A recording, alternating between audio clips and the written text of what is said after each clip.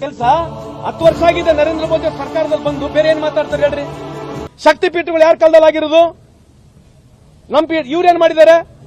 ಒಂದು ಗುಡಿಗಳು ಕಟ್ಸಿಲ್ಲ, ಒಂದು ಗುಂಡಾರು ಕಟ್ಸಿಲ್ಲ, ಒಂದು ಡ್ಯಾಮ್ ಕಟ್ಸಿಲ್ಲ. 10 ವರ್ಷದಲ್ಲಿ ಯಾವ್ದೊಂದು ಡ್ಯಾಮ್ ಕಟ್ಸಿದಾರೇನ್ರಿ? ಯಾವ್ದೊಂದು ಡ್ಯಾಮ್ ಕಟ್ಸಿದಾರ? ದಿನಾ ಬೆಳಿಗ್ಗೆ ಇದ್ರೆ ಹಿಂದೂ ಮುಸ್ಲಿಂ ಬಿಟ್ರೆ ಬೇರೆ ಏನಿಲ್ಲ. ಈ ದೇಶದಲ್ಲಿ ಹೈಯೆಸ್ಟ್ ಡೋನರ್ ಯಾರ್ರಿ? ಆಸಿಂ ಪ್ರೇಮ್ಜಿ ಯಾವ ಕಮ್ಯುನಿಟಿಯವರು?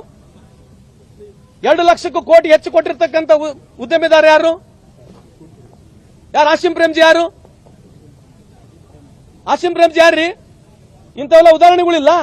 ಸುಮ್ಮನೆ ಎಲ್ಲ ತಗೊಳೋದು, ಏನೋ ಒಂದು ಕಾಟಾಚಾರಕ್ಕೆ ಹೋಗೋದು.